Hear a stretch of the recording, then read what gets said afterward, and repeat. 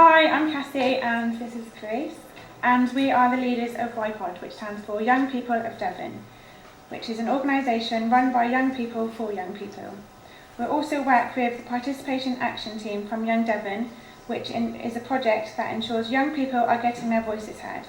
We consult with young people across Devon and feed their views back to organisations that work with young people. In our Safe and Sound survey, we asked 65 young people across Devon what issues they felt vulnerable to, and collated our findings into a report for Devon County Council's commissioning team. In response to this survey, we carried out some resilience work with the groups of young people that took part in our vulnerability survey. The results of this have also influenced the findings that we'll be talking about today. We asked the young people what vulnerability meant to them. On the slide, you'll see some quotes from young people about what they thought vulnerability meant to them. Young people think vulnerability is being at risk, feeling defenceless, and not being able to protect yourself.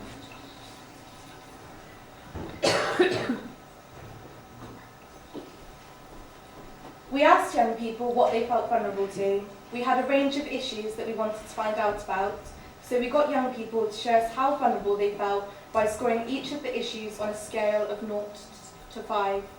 0 being resilient and 5 being very vulnerable. The most emotive subject out of all the issues across the whole of Devon was emotional and mental health.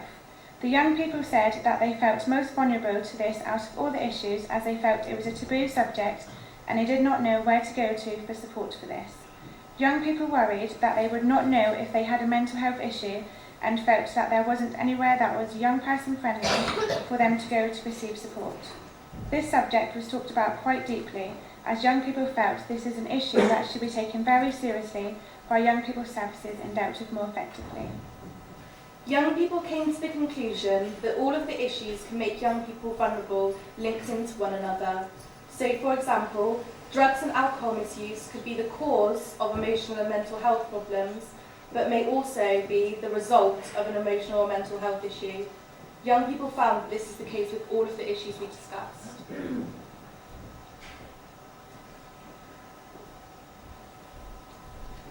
In response to this survey, we carried out some further work on resilience with the young people who took part in our survey. We also included the members of YPOD and a VIK Young Minds Young People group. We did this by asking young people what made them resilient to certain issues that they may face. We found that most young people felt resilient when they had people to talk to that were always there when they needed them. Some of the young people said that this was better when this was a service rather than a family member or friend.